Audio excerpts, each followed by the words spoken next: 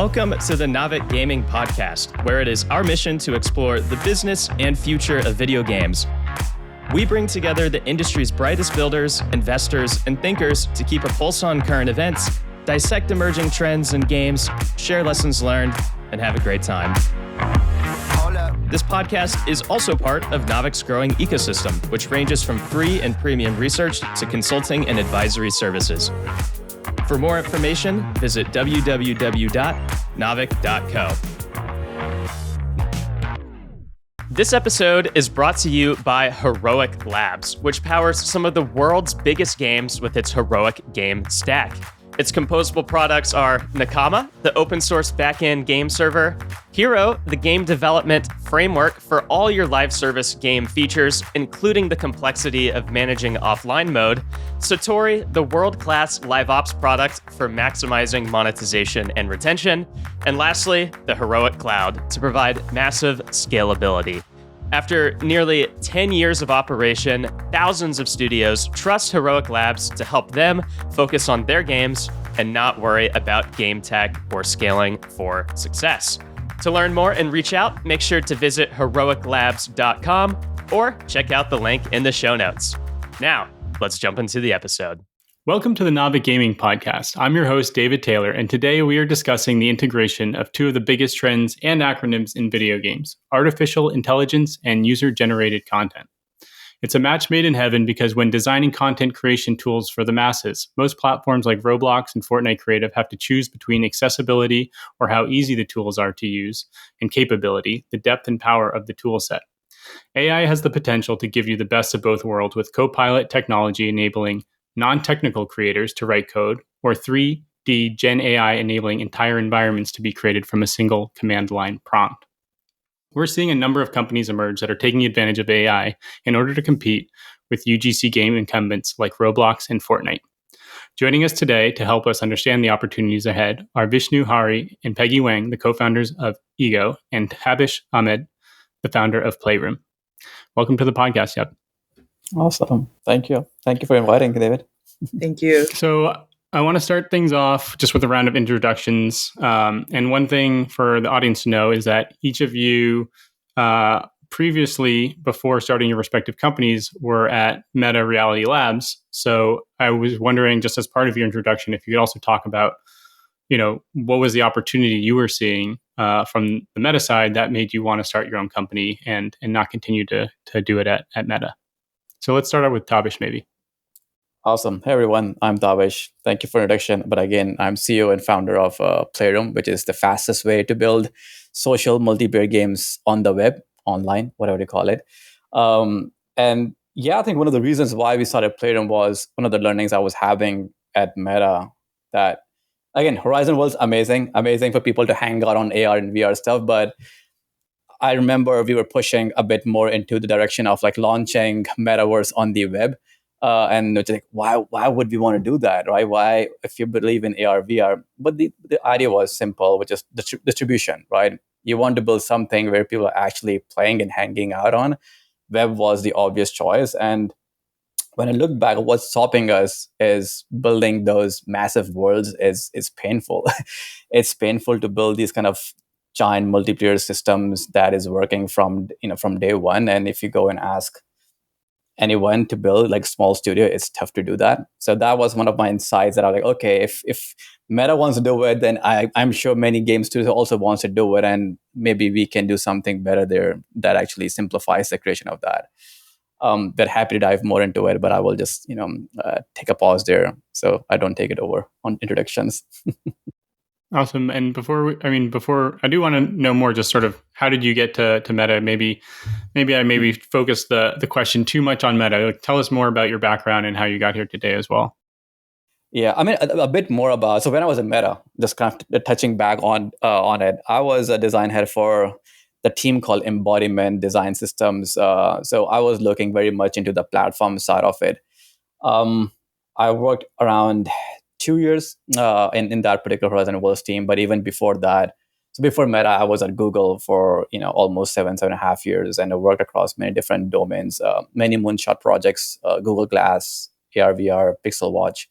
And then I came to Meta to kind of build these kind of amazing experiences. And Metaverse was one of it, which I was enjoying it for 2 years before I kind of, it's my time to build. So I took a pause and started building Playroom. Nice. Vish, how about you? Yeah, thanks for inviting us to the podcast.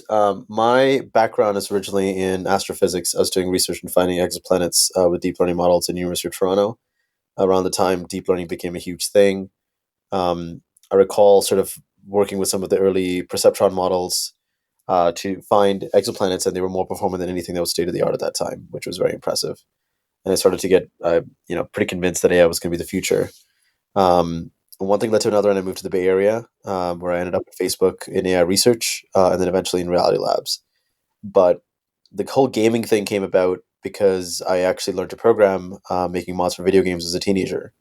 So I made some early mods for GTA San Andreas when I was very young. They were all highly inappropriate mods, but that's what kind of made it fun. And then I eventually went on to do mods for games like Civ, Skyrim, and a bunch of others. So always been really motivated by gaming as like a place where I could exercise like whatever fantasy I wanted. Um, I obviously met Peggy through some mutual friends, and we realized we both worked at Facebook. And at that time, I was on the scripting team. I was a PM on the scripting team for Horizon Worlds. And Peggy and I used to carpool to work together, and I told her this idea that I've had for a very long time about building an infinite game, a game you can play forever. That's kind of the topic of a bunch of popular animes. And then we both decided to quit Facebook and build this idea together. Awesome. Excited to hear Peggy's version of the story. Very, very similar. Yeah, so I was working at Meta, working in Reality Labs under the XR People team, and I worked on face tracking, which is basically if you've seen like Zuck's videos where he appears as a 3D avatar in VR, part of that, like part of how his face moves, that was part of face tracking. I worked on the AR team, which is more focused on the Spark team and the Messenger, Instagram, AR avatars team. So my work was on basically turning what people do with their faces and doing that in real time, turning that using ML algorithms to basically mirror the exact same facial expressions on an avatar. Yeah, and then before that, I was, I guess, working on physically embodied agents, so what is known as robotics. So I was super obsessed with robots ever since, I was on the high school robotics team in my high school, kind of went down a deep dive into it, did a bunch of research at Stanford. Um, at some point, I made it my life's mission to like prevent people like me from driving because I used to I got into 3 accidents during my first 6 months of driving, and I was a horrible driver, and I was like, "People like me should never be on the road."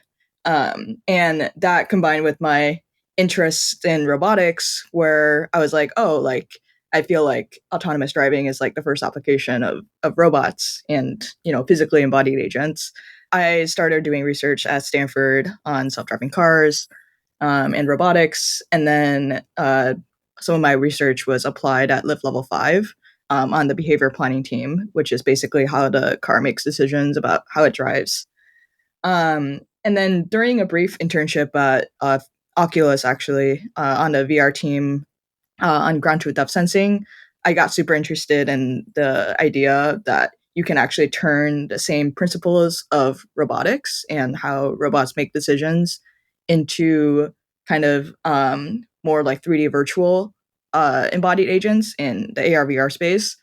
And so that really fascinated me. And then I guess, yeah, I met Vish through a mutual friend, and then we started carpooling to work. And, the rest is history. Ended up starting Ego together. Awesome. Well, thanks for the introductions. I'm curious what your perspective is on, the potential for Horizon Worlds to be a major competitor in this space. What do you think, needs to happen in order for that to occur, or is that even on even something that Zuck has in mind? I'm really curious to hear what Tabish thinks about this, but I was always of the opinion that you needed a very strong base game, which Horizon lacks. Mm. Effectively, it was just a VR server browser, and I don't think that was sufficient. I don't think that will be sufficient. What I've seen that spurs UGC content creation, with the possible exception of Roblox, is that there's a strong underlying base game layer. So GTA has, GTA's game loops. You have Minecraft with Minecraft's game loops. You same thing with Skyrim. Any game that has an active UGC community usually has a base game. The best example probably is like Gary's Mod, or any one of the offshoots of the source games that started with Half-Life. That's my viewpoint, and I do believe that they have efforts to do it, but I'm not so sure. I think we did try to make games a lot, but I think the baseline is, I think Horizon Worlds still has a lot more potential to really find what it's really is for. And I think that has been kind of the missing question of like, hey, is this like should we go after like a hangout space? Should we become like a game centric? And I think that's been like a seesaw between as we're working, like where are we exactly? But I do agree with just like we have at Horizon Worlds, we had to really find what is the core type of behavior we want to see between users to actually make sense of like why they want to come back to it. Peggy, anything to add? I do think that like limiting everything to just like VR probably limited, who are the creators who are able to kind of build on it. I know that at some point Horizon was like working with like first party creators and game studios, so maybe that would have been like a potentially better strategy to build like more fleshed out, like higher quality games. But yeah, I think like from my perspective, I think if Horizon did a little bit better on just higher level, like expanding beyond VR and focusing more on like high quality content, like things would have been better. Got it. Makes sense. I mean, so it sounds like, Vish is saying that they needed some tentpole content that's going to bring in a lot of players that's currently missing. And I sort of am inclined to agree with that. I think like also the fact that they're, a tech brand, not a gaming brand, probably puts them at a disadvantage when trying to get the ball rolling and get a critical mass of players in the door. And I also think the challenge with paying developers to come and build on your platform is that that's expensive. There's an opportunity cost associated with that for the developer, and they're going to need a platform to pay for it. So the great thing about UGC is typically you don't pay for anything that isn't successful. And so, yeah, it can be a tough road if you choose to pay upfront. So I want to move on to another UGC platform that's sort of emerging as well, which is Discord. And Tabish, you're sort of working on Discord at the moment. So I want to throw it over to you just for a sec to help us understand the opportunity on Discord. I saw that they recently opened development for activities, meaning that anyone can become a developer and create, distribute, and monetize games on Discord. So maybe you can just give us a quick lowdown on what the status of games on Discord is. Yeah, and Discord is emerging to be a new player in serving game content. I think Discord has always been there, like a gaming social hangout space. And I've been working with Discord team for almost 12 months now as like a partner to them. And it just, what I'm seeing right now on Discord is the early days of like a Facebook gaming. Remember like the Zynga and poker and all Farmville game that came out. It's just kind of a very similar, but I think it's better now because the audience on Discord are like gamers. Like they are the people who actually play games. They are on the forefront of the new tech and whatnot. So it's a lot more easier in terms of user acquisition without spending any money. That's what I see. Like that's a part of UGC also, which is you create something, you have your own community or your friends to play. It's easy discoverable and whatnot. And I think with Discord going and becoming like an open platform, it kind of opens up an opportunity for anyone to actually build something. And I've been saying this thing, web is actually coming back. Like web is back, like social gaming on web is back. I'm happy we are doing it so we can partner with Discord on this thing. but you can actually create something very fast, very simple, and have your community on your server actually play your game now. So I think that this is how simple they have made it. And beyond that, if your game is doing amazing on the server level, then you can actually go global with Discord. Discord can actually promote your game also based on the engagement and whatnot. Maybe that has already been happening on the auto level. So now I'm seeing what you're seeing right now on Discord is many creators, individual indie developers now jumping onto it. They're looking, oh, I would love to build something. And many are using Playroom to just test it out also. But even bigger players are jumping in, which is like now if you look at Roblox, right? You see this kind of first, you see creators building something, then you see these kind of big IPs now jumping in to really build something there. Same with Fortnite as well. Now we're seeing the same behavior on Discord, which is like, okay, new platform, people hanging out. Can we really capture this audience and build something very fast? So it's a new emerging platform. Discord right now is boasting around 230 million overall users. Even we have our game on there, which reached around 20 million users in last 3 months, which is freaking amazing without us spending anything. So that is the opportunity right now, which is like, hey, you can get that reach very fast. And along with that, now they're kind of adding these kind of new monetization capabilities as well. So it's your game, you monetize, you earn with your community, with your own server. So yeah, I feel like it's an amazing new platform to build for. Speaking of monetization, do you have a sense of what is the sort of revenue opportunity on the platform at the moment? Yep. So it's what is right now is if you ship on Discord, it's 80 70-30%. So it's 70-30% right now. 70 is developers and 30% is the take they take, but it's actually 15% until you actually make 1 million. So it's still a long way. So you only have 15%. You have 85%, so, which I feel is still very much better than across different UGC platform. Yeah, you have to be a top 100 developer on Roblox to make $1 million a year. So, there's not that many who would do that. And Roblox takes 75%, give or take. So it's the opposite on Discord. Yeah, but are people spending on Discord, I guess is my question. We are seeing it. So if we are seeing people actually spending money on the game, which is, I'll be honest, I think it's new for us and new for people also. Like, oh, this is a place I'm going to spend money. This is a place I'm going to grow myself in a game. I think that's the learning people are going through right now. But we are seeing the transactions already. Like we are seeing people subscribing on the game. We are seeing people buying avatars and costumes and whatnot. So behavior is there. I think now it's just the pattern needs to keep on building up. All right. Are you going to give us the ARPU number? No, that would be that would be too much. But yeah. All right. Well, we heard you say 20 million users.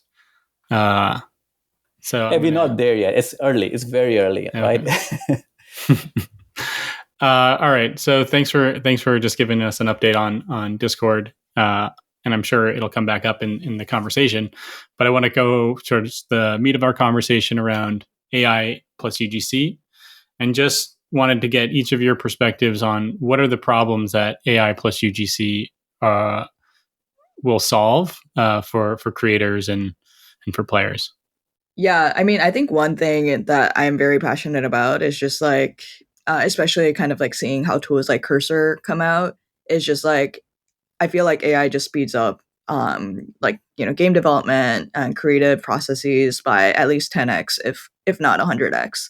And we're already kind of seeing signs of that in terms of like ChatGPT, helping with writing, creative writing, ChatGPT helping with coding, Cursor. And I think like it's not a huge stretch to kind of expand that out to, building out coding for games as well. And also potentially helping with some, brainstorming processes and kind of automating the manual work. So a lot of gaming also involves many different parts of the art pipeline. So everything. So we're mostly focused on 3D, but I'm sure a lot of this also applies to 2D as well.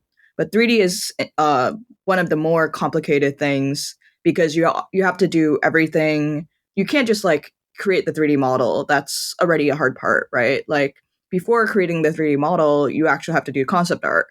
And concept art, obviously now AI is able to help with that, but I don't think that concept art is actually like it's definitely very important, and I actually think that that part of the creative process should have human involvement in.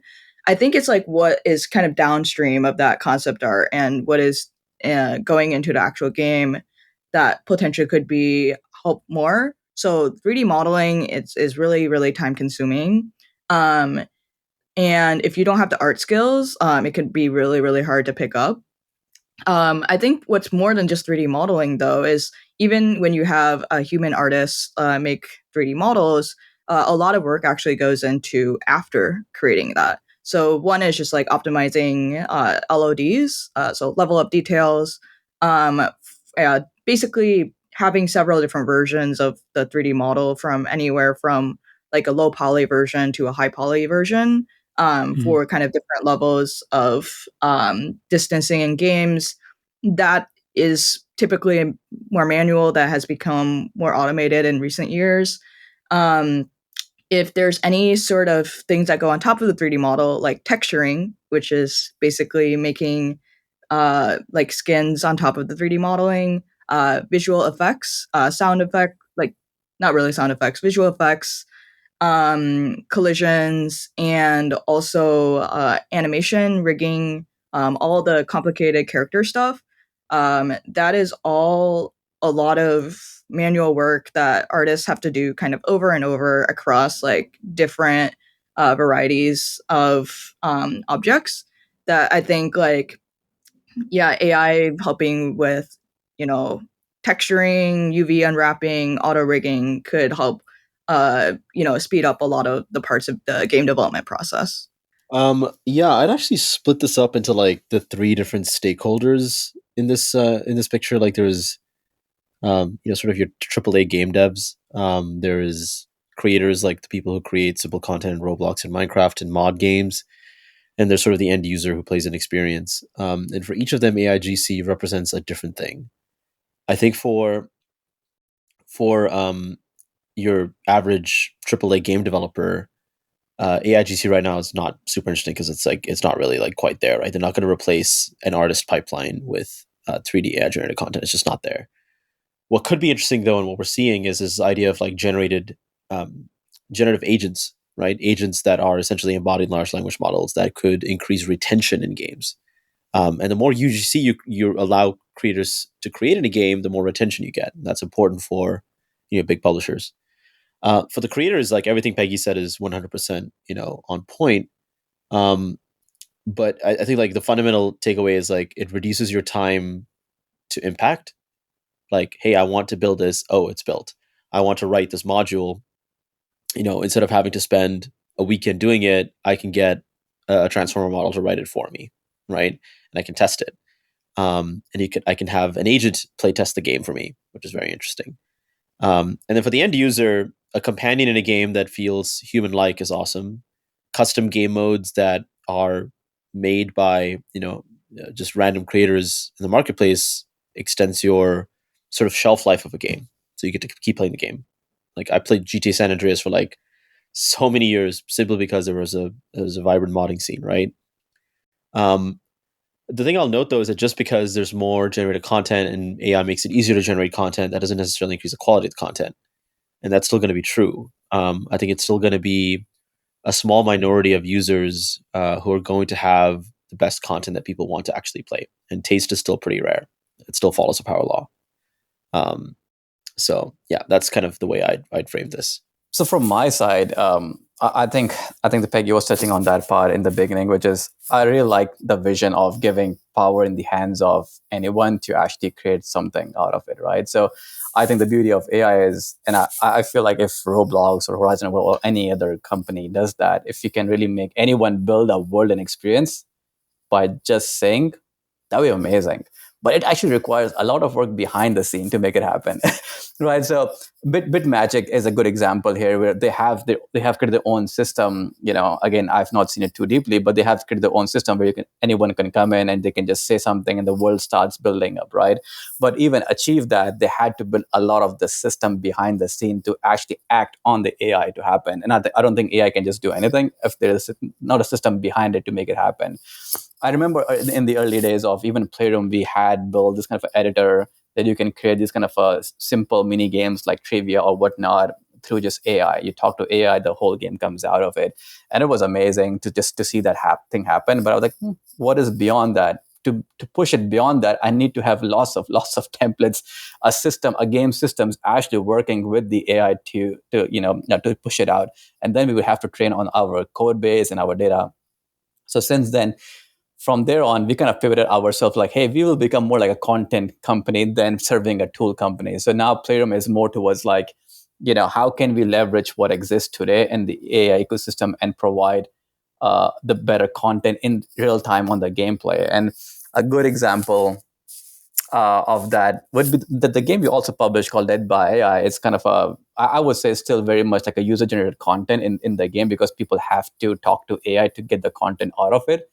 And I still believe that a lot of value out there is on the content side of it. You need tools of it, but the content is what actually is going to retain. And the content could be either just text or it could be NPCs. What Wish was actually getting into is if you can create these kind of characters in the game that you can play with for long, and you have the control, you have that kind of like creativity that you can just spawn the world around you, either the characters in the world. I think it just opens up so much possibility in the future that you can just imagine, and things are just building up from there. So yeah, I'm a strong believer on the content side of it. I think tooling, there's already so much happening. It's such a fast pace, but there's a lot of work that needs to still happen. Got it. And Tommy, can you just give us a good, what is Death by AI? Just give us a quick idea of what the game loop is. So Death by is like a prompt-based survival game. So it's very simple to play. It's a party game that you can actually go with your friends, 5-10 friends. I can jump on Discord, open the game, and you are given a scenario that you want to survive. The scenario can also be coming from you. So you could be writing your own scenarios that you want your friends to survive. And then everyone has to input how they think they would survive the scenario. And the AI acts like a dungeon master here. The AI is driving the content forward and tells you, do you survive or not survive? And the game goes on for a couple of rounds and whatnot. So it's very sarcastic. It's very funny when you play with the AI. And I've seen people just creating their own prompts, and they have been sharing how they think, what would be the best strategy to survive in the game would be. So that's one of it. But now we're kind of looking into giving some mods in the game where people can actually create their own game modes. So we have different game modes right now on Dead by AI, where this kind of mode called Judgment Day. You play a single player. There's another mode that you play with your team. But now people have been asking, can we use this same logic and loop and create new game modes out of it? So we have been looking into kind of building that kind of a config system and see if we can open that up. That's super interesting. So it sounds like you guys represent sort of two sides of the dichotomy that I see. Like, I think on one side, on Tabish, your side, you've got Gen AI turnkey content, where it's like the AI is generating content in real time. And then Peggy and Vish, you guys are working on sort of the tooling side of how do we make creators' jobs easier with AI so that they can do more with less. Is that the right dichotomy to strike, or how would you characterize it? I'd say we're still building a game. I think fundamentally, in the age of AI, the distinction between a game and a game engine ceases to exist. The idea of an infinite game is a game that can change and evolve as you play it, but not in a way where the player is the one directly taking the action and saying that, hey, I want this and that, because most players have terrible imagination, so that shouldn't matter. But in a way where people can create experiences in a game that they can then send to other people, that they can then play while they're in the game. And they can encounter characters that feel human-like, where really shouldn't matter if they're human or not, and build entire storylines and role plays and fantasies with them. That's the potential that I see. I think content is the right word, but I think it's an extension of a Playroom as a company also, because Playroom as a company is also moving towards more like a studio publisher at this point as well, where, we want to create these kind of games, but it's kind of a boundary around it. You cannot go outside of a boundary and create something very new or different game. So it's kind of very, structured in a way, but the content of the game itself could be actually created by anyone in the game, and that content is actually being used by everyone who is in that game available. So it could be me hosting the game, and I kind of spawn these kind of new characters to play with. There's a game we're building called Prison Break, but there's AI NPCs who are actually around the world running with you, but you are able to create what those characters are actually, who are going to play with you. So we're trying to test this out, just kind of giving people the creativity, but within this kind of bounded structure, if that makes sense.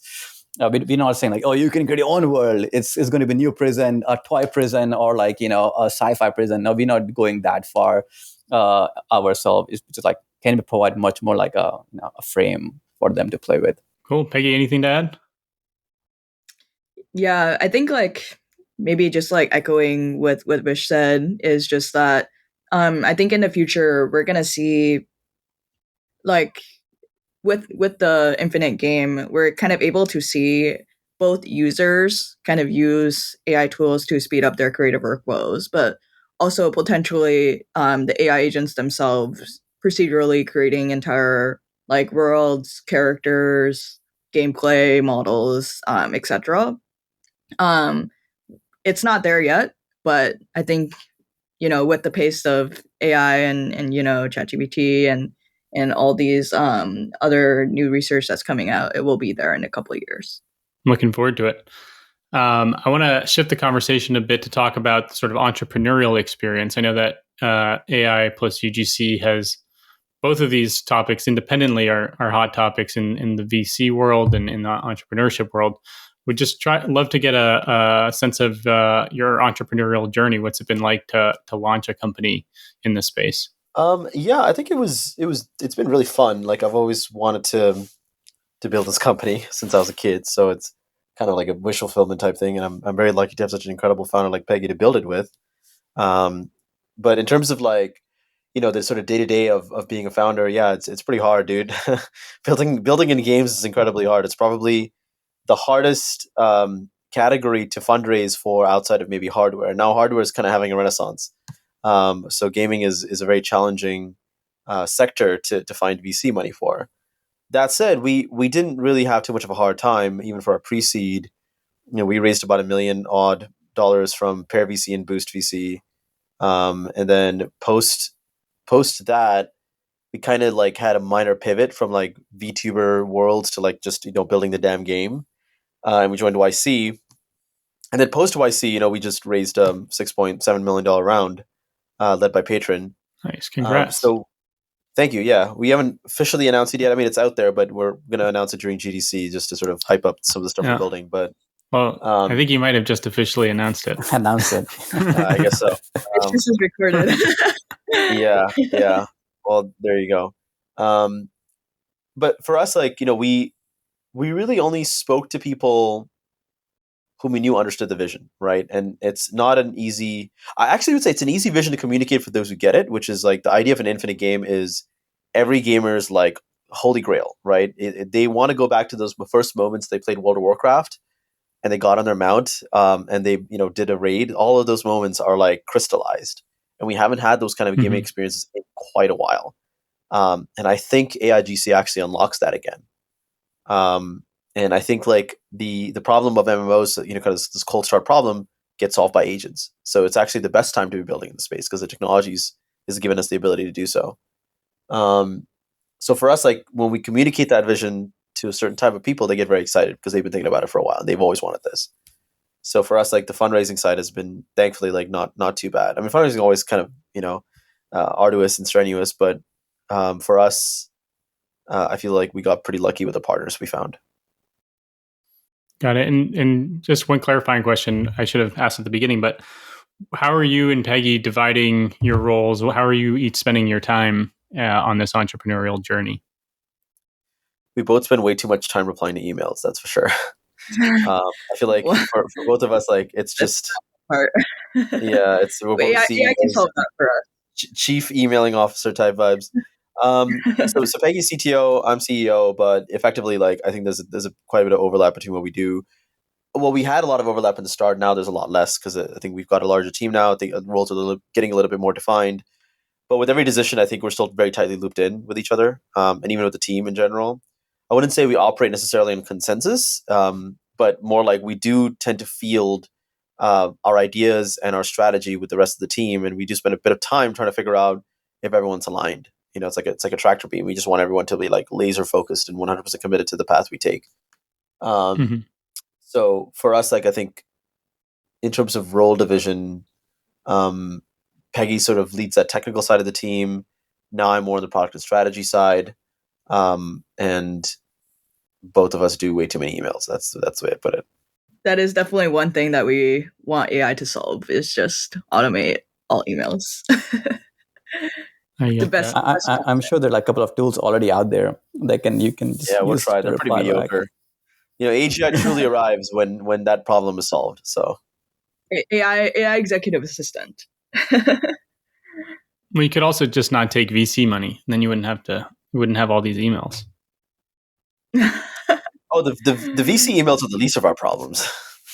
It's Okay. dealing with the government. It's dealing with bureaucracies. It's dealing with all the minutiae of founding a company, and the back and forths we get from others. VC is very straightforward, right? Like, you send your email out, you send your blurb out. Some associate tries to meet you, you tell them to fuck off. Say you're only going to meet with the partner, and then if they're not interested, they're not going to meet you. It's great. They self-select themselves out, and then you meet with the partner and you Yeah. just talk.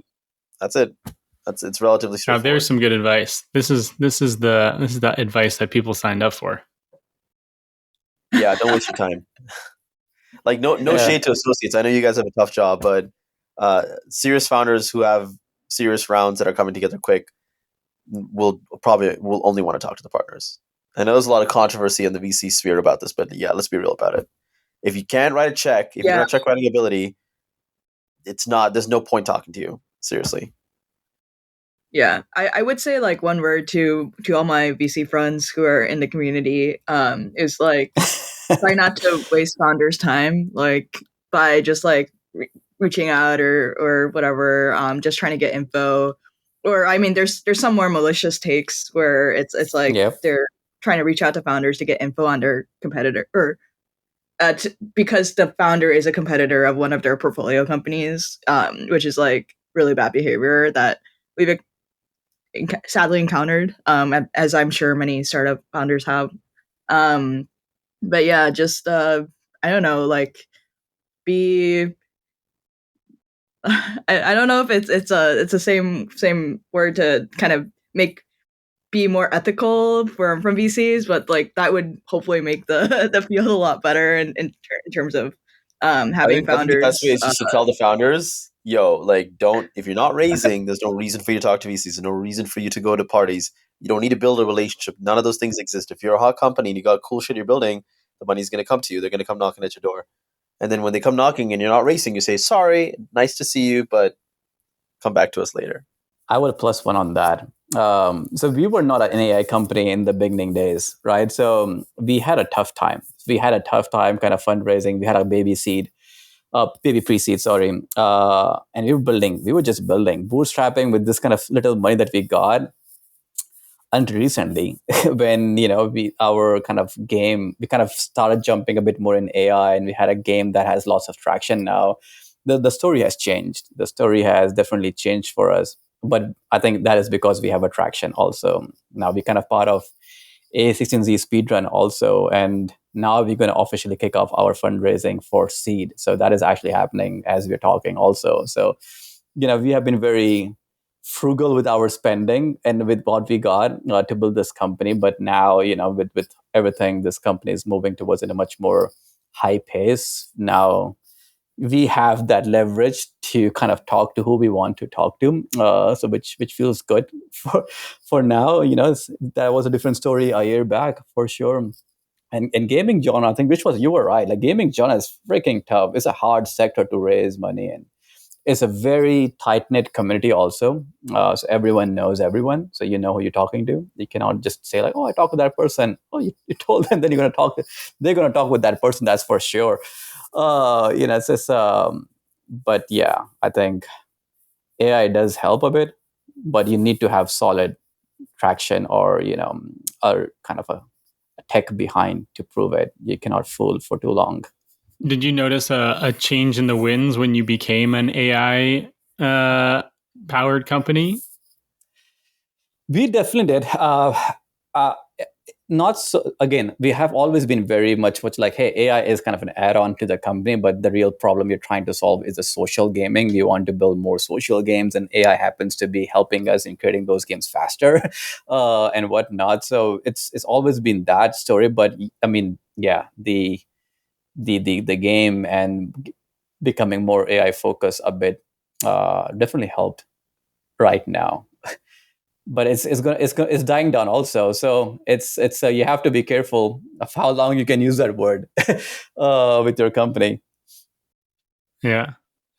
Vish and Peggy, did you guys look at speedrun at all? It feels like they're just throwing out money left and right. Curious We if we did you were get into the interested in first that. speedrun cohort, Oh, but okay. we weren't able to do it because we got into YC at the same time, so we decided to choose YC. Speedrun's a great Why did you program. choose YC? So we had the chance to work with our group partner Emmett, who referred us to YC, and that's kind of like a dream for us. And Emmett founded Twitch and is extremely knowledgeable about games.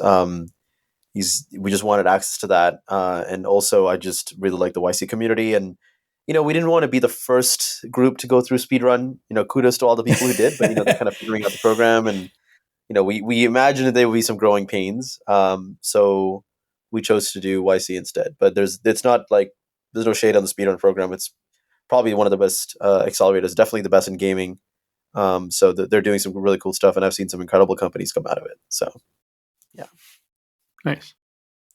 Cool. Well, I want to go back to each of your companies, start to think about the future a little bit. What is on the roadmap for each of your companies over the next 2 years? Like where you want to be in 2 years? Like what's changed from now till then? I can go first. So we, as I talked about, we are in this kind of a very pivotal scaling moment. Some VCs call me, "Oh, are you pivoting?" Like, I'm not pivoting. I'm scaling the company, right? So we kind of building kind of an internal studio publishing within our company, and we're calling it Little Umbrella.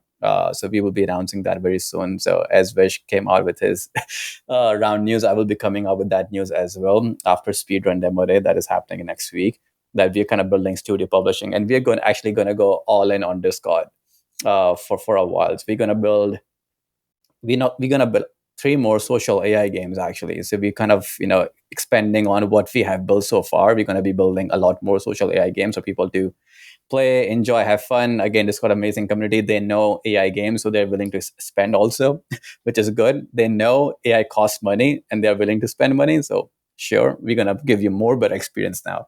So that's what we're gonna going for, and we're also helping other creators now who also wants to launch their game on Discord. We would love to partner with them and bring them also and provide them all the tools and engagement stuff that we have built in-house to be successful. So provide that as well to them. Awesome. So in 2 years, where are you at? We will be kind of the next Zynga on Discord. That's the goal. We will be the biggest social gaming in AI, whatever social AI gaming, either maker or platform. It could be either. We will look at it, right? But right now we're going to build ourselves, as a brand, as a company, get people attached to our brand and games and IP. Awesome. Bish, Peggy, how about you guys?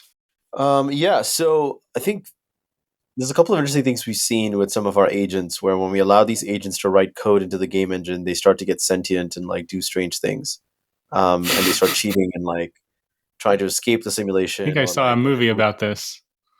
Yeah, it seems to It's be like a that Ryan Reynolds movie. movies Free guy, have to yeah. be pretty prescient about this stuff. So we think that there's like potential in some of these agents becoming kind of helpful in QA testing. Like you can go out and like QA test in a game, but also at the same time write code to then fix the game as the agent uncovers bugs. But what we're most interested in is how agents move and interact and understand the worlds around them and perceive the worlds. So going beyond just language tokens into perception tokens, like into action. I think that's something that's really interesting to us. So there's like a lot of talk about a large action model. There's a lot of talk about spatial intelligence, and I think that we could be the first sort of applied AI company around that. Just figuring out what it is about spatial intelligence that applies to agents, and then putting them into a consumer scenario like a game, an infinite game, and then seeing if that improves or adds to the player experience or solves problems for developers. We're just very curious to figure out which one it is. Our instinct is that we could create the next World of Warcraft or Roblox with AI. And it's hard to say what that looks like because it was hard to describe what Roblox was when Roblox first came out. Roblox was the what of what? I don't know. Like it's just it's hard to say. Yeah. So I think like for us trying to say that we're the blank of blank, it's like impossible. It's an entirely new technology. We have no idea where it's going to lead. We think there's something interesting there. We're exploring that. I mean, I think with the agent framework, and I know like a lot of people have like done like relatively easy-ish things where they basically just like add ChatGPT or like ChatGPT style characters into games. We actually want to go one step beyond that. So if you know the research on embodied agents, it's actually very, very similar, almost like one for one. The similar research in robotics. And so basically kind of building out that full stack of fully like autonomous agents requires a lot of, all the way up and down the stack of very, very like parallel with the robotic stack, which is perception, reasoning, planning, and actions. And where actions could be, not just chatting with other agents, but also being able to, interact with the environment, right? Like control the physics, and then also like write code directly into the game engine, and be able to change the state of the game. So kind of all these things, like it's more than just ChatGPT enabled agents in 3D. It's actually kind of a lot more of the stack that you have to build. If I were investing in you guys, my biggest concern would be that your AI was going to steal your company from you. I'm okay with that. I'd be very happy. Honestly, that would be a win for us. We'd have much bigger problems, civilizational problems, if that were to happen. So, I mean, I'm definitely concerned about it, but why are you so excited about that proposition? It presents a new paradigm, and new paradigms mean, potential feast and famine outcomes, which are both very exciting. I'm sure we can like negotiate with the AI to, give our company back. You can try this on our game on Dead by AI, and you might not get it. Awesome. Well, I want to start talking about the future a little bit, predictions and whatnot. Could each of you take us through maybe a future use case? I mean, you already kind of have, but are there any other use cases that you see in video games that will be enabled by AI? Immersive roleplay is an obvious one. Self-healing, which is like the ability to fix bugs as an agent sees it, as an agent plays and navigates a game. Playtesting, so simulating a human player is very interesting. Simulating how different types of people might play the specific game by asking the agent to roleplay that type of human, I think will be very interesting. Figuring out control systems in 3D spaces for agents and how they navigate, and tying that to a rigging system. Agent perception, like how is the agent inputting its environment, and how do we compress that, and how do we make that efficient? The foundational model that we hope to eventually train around actions the agents could do in 3D spaces, I think that's a huge opportunity. I think the idea that you could be in a game and not be able to tell if the character in front of you was human driven or AI driven is insanely exciting, and it's the future that we 3D want to build. Turing test right there. I think like one kind of like thing that actually like going through YC and actually like PG helped us quite a bit of this on our pitch is that when we pitched the idea of an infinite game, it's a game that's also a game engine.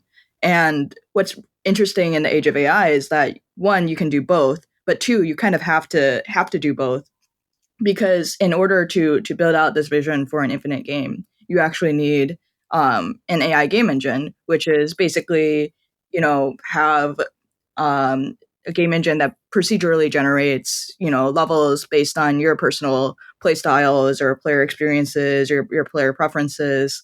Have it generate, multiplayer NPCs, characters, other players if, they also, if they want friends, right? Like, I mean, or maybe if you're like socially lonely and don't want friends, that's also okay. Um, and just like, yeah, I mean, just generating like not just like empty worlds, but also potentially like rich worlds where you can't tell whether the other person is a human or agent. Um, I think is super interesting, but because that doesn't really like that type of technology doesn't exist, we basically have to build the engine that also powers that, right? And so a lot of that, building out the tools, building out the frameworks, increasing, helping creators increase efficiency of how they develop games. I think eventually that's all something that either us or maybe some other, people in the space will come up with that will make our jobs a lot easier. Mm-hmm. Plus one on just want to plus one on the game engine side of it, which is very obvious. Like there will be kind of an AI first game engine that's going to come up, really simplifying the whole workflow of it. I think that's is happening. It's going to happen very soon. Maybe it's your company also, Peggy. Wish you're kind of building that. I think that could be it. But even Wish, you kind of touched on something that we also talked about it in our company, and you talked about it at the very end, which is you don't know who you're playing with. You don't know who you're playing with in few years' time, and I think that is kind of a very uh, exciting but also worrisome point to be. But I think that's going to be interesting, and personally, I want to see that happen because we're kind of getting into ourselves more into social AI gaming. And right now, it's more like you kind of socially engage with one AI and you're kind of talking with an AI. Then you socially engage with three AIs, it's AI. You bring your friend, then you're kind of engaging with multiple AI. Then the future is you're playing with friends, but you don't know if those friends are AI or those are kind of the characters in the world you're playing with, and you're just kind of growing with you in that. And they could have their own voice, the personality. Or I'm you kind of looking. don't have any friends and all your friends are AI. So Dude, you don't, and the wildest part would be you don't know, right? The wildest would be you don't know, right? Which is like, hey, that was interesting person I talked to today, and then you go by. And I think what's important is you shouldn't care. Like the real moment, the bridge that we've crossed is when the users actually don't care. Vish, it sounds like you're like living in these movies, like her. Like this is the future that you want to move towards. Yes, do you think that do you believe that these are going to be sentient beings like a human being? They already are to some degree, yeah. So but they have I guess my question is, they might behave like sentient beings, but are they feeling things, or are they just lines of code? They are. If you look at the chain of thought, it's the exact chain of thought you would see in a human. So if it's like simulacra, right? If it simulates a human, but thought is different than feeling, right? What is your feeling? Thought is just words. How does one express feeling as a human?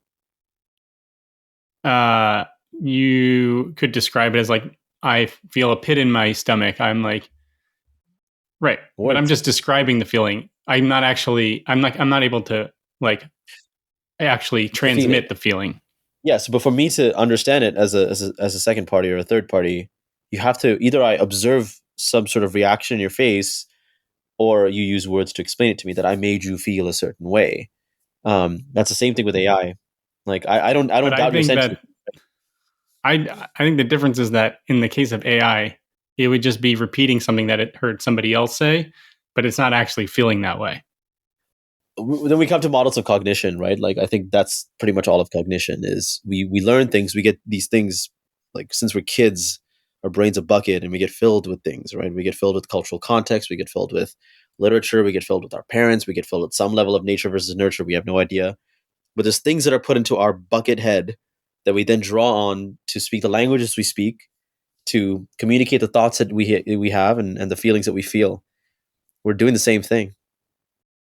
So okay. Oh, I just think it's communicating feelings and feeling feelings are different things. And I think that the AI is certainly capable of communicating feelings.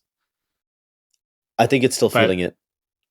You still because I can't know if you're not feeling it. Like if you, David Taylor, knowing whether it's happening is not the same thing, right? Like, you know that I have feelings because you have feelings, right? But an AI just having thoughts about feelings is not the same thing. I think having thoughts about feelings is actually the same thing as having feelings. It's like if you imagine like an ant, right? And I pull apart each leg of an ant, and it's writhing. What does that mean? It means that it's feeling pain, but it's not really sentient. Let's get into animal rights. Let's get into animal rights on this podcast. It's just a thought experiment, and there's a bunch of these great thought experiments about what sentience and consciousness is.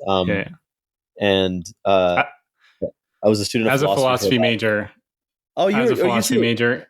Yeah, okay. Yeah. I'm totally down to have this conversation, but I just don't know if our audience will be. So I think we should. I'm a huge René Girard and Jean Baudrillard fan, so we could really get into it at some point. Well, thanks so much, guys, for joining the podcast. One of the things I always ask is, what's the best way for people to track you if they want to, keep up to date on your companies or you as individuals? Where can they find you? For us, probably Twitter. Follow. Well, we're probably a little bit more active on our personal socials. So at Peggy _Wang, WANG. Vish has his handle, which I'm sure he'll share. And then company is ego _AI_ on Twitter. We'll be doing a pretty big social push. So we'll be active on TikTok and Instagram. We also live stream on Twitch. Twitch.tv/Ego Worlds, EGO Worlds. And my Twitter handle is twitter.com/simulacronist, SIMULACRONIST. Yeah, and feel free to join our Discord. And there's like a waiting list on our website, ego.live. It's discord.gg/egoai. One word. Awesome. For us, I think LinkedIn and Twitter or X is the best first, but I think Discord is where we are actually hanging out. So if anyone is really looking into it, join the Playroom server. So it's discord.com/Playroom. So you can join right away, and you will see us very heavily engaged with the community. So that is the best way. And I'm also very active on LinkedIn. So yeah, add me on LinkedIn. It's /Tabi, TAABI. Yeah, that's really good. More than X, I'm on LinkedIn. What has gaming taught me about B2B SaaS? On LinkedIn. B2B SaaS. That's what. Amazing. Awesome, guys. Well, thanks so much for joining the podcast. It was awesome to learn so much about AI plus UGC, have some philosophical debates at the end. So much fun. Thanks for joining, and I'll talk to you guys soon. If you enjoyed today's episode, whether on YouTube or your favorite podcast app, make sure to like, subscribe, comment, or give a 5-star review. And if you want to reach out or provide feedback, shoot us a note at podcast@naavik.co or find us on Twitter and LinkedIn. Plus, if you want to learn more about what Naavik has to offer, make sure to check out our website, www.naavik.co. There, you can sign up for the #1 games industry newsletter, Naavik Digest, or contact us to learn about our wide-ranging consulting and advisory services. Again, that is www.naavik.co. Thanks for listening, and we'll catch you in the next episode.